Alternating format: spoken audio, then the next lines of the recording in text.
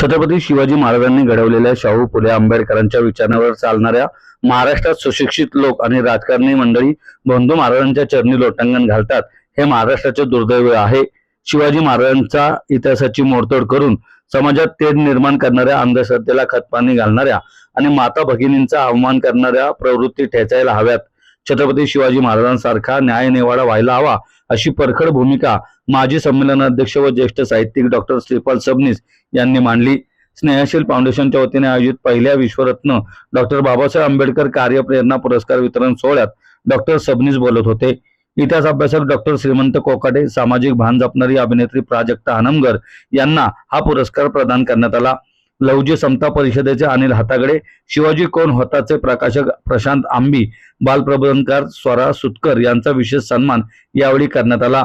नवी पेठेतील पत्रकार भवनात झालेल्या या पुरस्कार सोहळ्यात ज्येष्ठ नेते उल्हासदादा पवार, माजी संमेलनाध्यक्ष डॉक्टर लक्ष्मीकांत देशमुख, रुग्ण हक्क परिषदेचे संस्थापक Umesh Chavan, all India panther सेनेचे दीपक केदार, संयोजिका व स्नेहशील फाउंडेशनच्या संस्थापिका स्नेहा कांबळे माने आदी उपस्थित होते.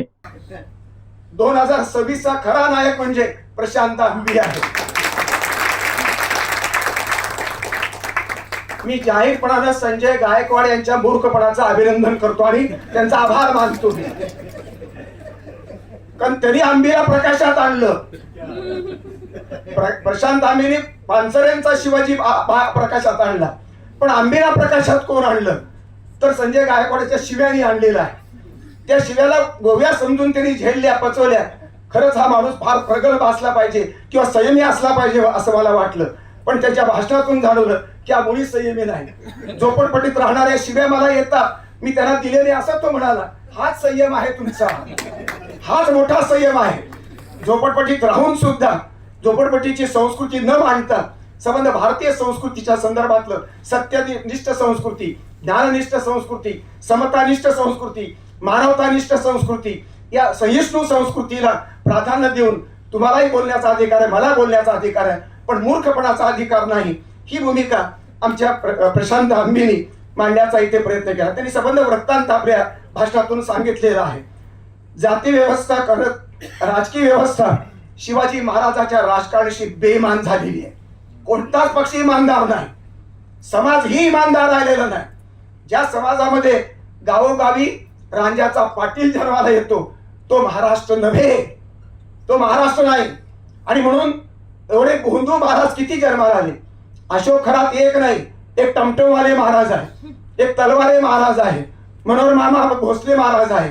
भोसले आहेत, वैद्य दोन्ही आहेत, वैद्य महाराजही आहे आणि भोसले महाराजही आहे. असे तलवारे महाराज, टमटम महाराज, अनेक पीक महाराष्ट्रामध्ये आलेलं आहे. आणि तुकारामाने त्यांचा जी निर्भसना केली ती आपल्याला माहीत आहे. अशा बंधू महाराजाच्या चरणी सर्व पक्षाचे 40 आमदार पाया पडायला जातात. हे महाराष्ट्राचं दुर्दैव आहे. शिवाजी महाराजांचं नाव घेण्याचा अधिकार समाजालाही नाही आणि राजकारणी लोकांनाही नाही. हा महाराष्ट्र शिवाजी महाराजांचा राहिलेला नाही. केवळ सरकारला दोष देत नाही, ते तर दोषी आहेत, गुन्हेगार आहेत. कारण तुम्ही शिवाजी महाराजांच्या अवमान आणि बदनामी एवढी का सहन करता आणि समाज तरी कसा सहन करतो. काही मुठभर अशा प्रकारची लोक निश्चित करून पाहतात. बागेश्वर बाबा आला, उत्तर भारतातून आला. मोहन भागवत आणि फडणवीसांच्या, नितीन गडकरीच्या स्टेजवर त्यांनी जाहीरपणानं महाराजासंबंधी अत्यंत अनैतिक इतिहासाच्या विरोधी गोष्टी मांडल्या. रामदास गुरु म्हणून सांगितलं. आणि नंतर 2-3 दिवसानंतर आपले देवेंद्र फडणवीस मुख्यमंत्री, महाराजांचं ते स्टेटमेंट कुठल्याही पुस्तकाला आधार नाही, पुस्तकात नाही, असा योग्य खुलासा मुख्यमंत्र्यांनी केला. मुख्यमंत्र्याचं डोकं ठिकाणावर राहिलं, विवेकपूर्ण भूमिका त्यांनी घेतली आणि त्याचं निश्चितपणे निराकरण केलं. याच्याबद्दल देवेंद्र फडणवीसांचं अभिनंदन. पण ती भूमिका बागेश्वर बाबाच्या त्या व्यासपीठामध्ये तुम्ही का बोलला नाही? मोहन भागवत का बोलले नाही? मोहन भागवत जर हिंदुत्ववादी आहे, मग शिवाजी महाराजांचं हिंदुत्व तुम्हाला पचत नाही का? मग महाराजाच्या इतिहासाची मोडतोड महाराज मेल्यानंतर खात्री करून अशा प्रकारचे बाबा आणि महाराज आमच्या केदारने सांगितल्याप्रमाणे षडयंत्र का करताय, कोण करताय, या षडयंत्राचा निकाल कसा लागणार? रांजाच्या पाटलाची प्रवृत्ती आज आहे.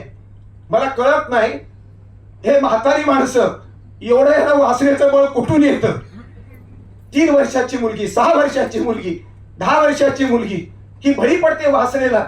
म्हातारचण लागलेल्या महाराष्ट्राला आपण कोणते संत पराभूत झाले, शिवाजी महाराज पराभूत झाले, इथले महापुरुष पराभूत झाले, इथल्या धर्म पराभूत झाला, इथल्या सांस्कृतिक परंपरा पराभूत झाला. अशा प्रकारचं पराभवाची कारण समाज आणि संस्कृतीच्या कैवाऱ्यांनी आणि या देशाच्या कैवारांनी शोधण्याची गरज आहे. त्याचं एक कारण बरबटलेलं राजकारण आहे, स्वार्थी आणि भ्रष्ट राजकारण आहे.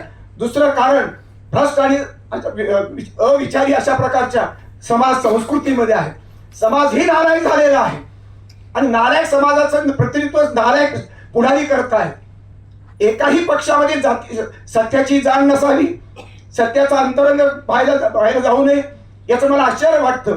आणि म्हणून जनता जोपर्यंत उठत नाही, जनता जोपर्यंत शाळी होत नाही, तोपर्यंत या देशाला भवितव्य नाही. नमस्कार, मी प्राजक्ता हनमधर आणि आज स्नेहशील फाउंडेशन तर्फे दिला जाणारा पहिला विश्वरत्न डॉक्टर बाबासाहेब आंबेडकर कार्य प्रेरणा पुरस्कार मला मिळालेला आहे.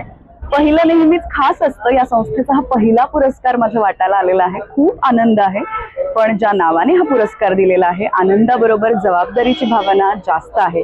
मी जे काही मांडलं आज ते आत्ता समाजात जे चाललंय त्याबद्दल बोलले मी, जे आपल्या सगळ्यांना सुपरिचित आहे.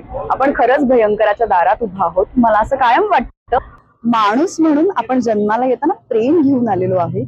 आपली मूलभूत भावना ही प्रेम आहे आणि ती आपण विसरायला लागलेलो आहोत. आपण माणूस म्हणून एका पातळीवरचे आहोत. उत्पत्ती स्थिती लय ह्या गोष्टीवर माझा प्रचंड विश्वास आहे. त्यामुळे ज्या गोष्टीला सुरुवात असते त्याला मध्य असतो आणि शेवट असतो. त्यामुळे मी प्रचंड आशावादी आहे आणि हेही दिवस जातील याबद्दल माझी खात्री आहे.